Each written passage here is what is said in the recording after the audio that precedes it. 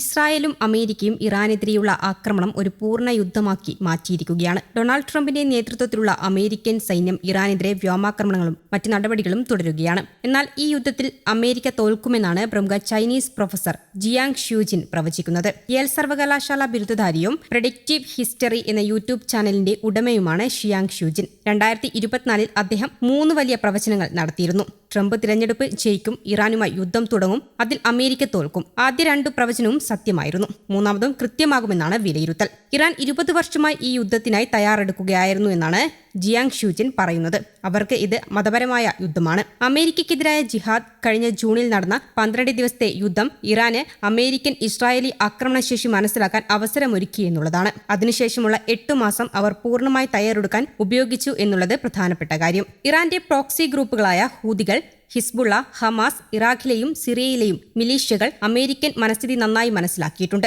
അവർ American സാമ്രാജ്യത്തെ ദുർബലപ്പെടുത്തി നശിപ്പിക്കാനുള്ള തന്ത്രങ്ങൾ ആസൂത്രണം ചെയ്തിരുന്നു. അമേരിക്കൻ സൈന്യത്തെ 21-ാം നൂറ്റാണ്ടിലെ യുദ്ധങ്ങൾക്കായി രൂപകൽപ്പന ചെയ്തതല്ല. ഇത് ശീതയുദ്ധകാലത്തെ മസിൽ ഫ്ലെക്സിംഗ് നയങ്ങൾക്ക് അനുയോജ്യമുള്ളതാണ്. അവരുടെ $1 മില്യൺ വിലയുള്ള മിസൈലുകളാണ് ഇറാന്റെ $50,000 വിലയുള്ള ഡ്രോണുകൾക്കെതിരെ പോരാടുന്നത്. മിസൈൽ ഇന്റർസെപ്റ്ററുകൾ കുറവാണ്. ഇത് അമേരിക്കയ്ക്ക് വലിയ സാമ്പത്തിക നഷ്ടമുണ്ടാക്കും. ഇറാനിലെ ഭരണമാറ്റം വ്യോമാക്രമണം കൊണ്ട് മാത്രം സാധ്യമല്ല. ഗ്രൗണ്ട് ട്രൂപ്പുകൾ വേണം. മാത്രമല്ല, ഗൾഫ് രാജ്യങ്ങളായ Saudi Arabia, UAE, Bahrain, Qatar എന്നിവരെ സംരക്ഷിക്കാനും ട്രൂപ്പുകൾ അയക്കേണ്ടി വരും. ഇറാൻ ഗൾഫ് രാജ്യങ്ങളിലെ അമേരിക്കൻ താവളങ്ങളെയും ഊർജ്ജ മേഖലയെയും ആക്രമിക്കും. റിയാദിലെ വാട്ടർ ഡിസാലിനേഷൻ പ്ലാന്റ് നശിപ്പിച്ചാൽ 10 മില്യൺ ജനസംഖ്യയുള്ള നഗരത്തിന് 2 ആഴ്ചകൾക്കുള്ളിൽ വെള്ളമില്ലാതാകും. ഹോർമൂസ് കടലിടുക്ക് അടച്ചാൽ ഗൾഫ് രാജ്യങ്ങൾക്ക് 90% ഭക്ഷണ ഇറക്കുമതിയും നിലയ്ക്കും. ഗൾഫ് രാജ്യങ്ങൾ അമേരിക്കൻ സമ്പദ് വ്യവസ്ഥയുടെ നട്ടെല്ലാണ്.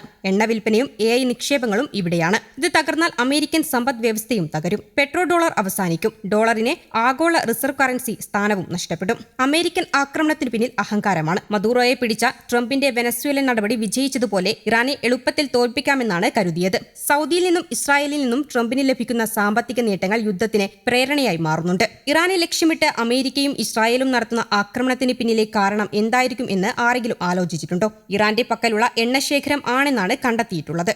ഇറാന്റെ എണ്ണ സമ്പത്ത് കൂടി അമേരിക്കയുടെ നിയന്ത്രണത്തിലേക്ക് വരുന്നതുകൂടി ലോകത്തെ മൊത്തം എണ്ണ വിപണിയുടെ ഏതാണ്ട് 40% അവരുടെ പക്കലാകുമെന്നാണ് റിപ്പോർട്ടുകൾ സൂചിപ്പിക്കുന്നത്. എന്നാൽ ഈ യുദ്ധത്തിലെ ഏറ്റവും മൂല്യമുള്ള വസ്തു എണ്ണയല്ല, കുടിവെള്ളമാണ് എന്നതാണ് ശരി.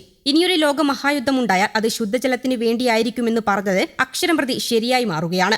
അമേരിക്കൻ ചാരസംഘടനയായ CIA പോലും എണ്ണയ്ക്കു മുകളിലാണ് വെള്ളത്തിനെ കാണുന്നത്.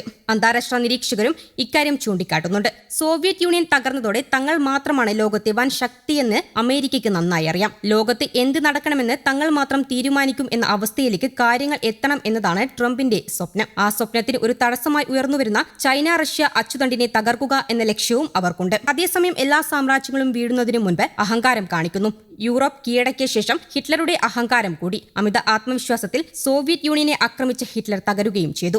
അമേരിക്കയും അതേ അമിത ആത്മവിശ്വാസത്തിലാണെന്നാണ് ജിയാങ് ഷ്യൂജിന്റെ വിലയിരുത്തൽ. ഇറാന് യുദ്ധത്തിൽ നഷ്ടമുണ്ടാകുമെങ്കിലും അമേരിക്കയുടെ സൈനിക സാമ്പത്തിക രാഷ്ട്രീയ നഷ്ടങ്ങൾ വലുതായിരിക്കും. യുദ്ധം അമേരിക്കൻ ആധിപത്യത്തിന്റെ അവസാനവും ആഗോള സമ്പദ് വ്യവസ്ഥയുടെ പുനഃക്രമീകരണവും കൊണ്ടുവരുമെന്നും അദ്ദേഹം പറഞ്ഞു.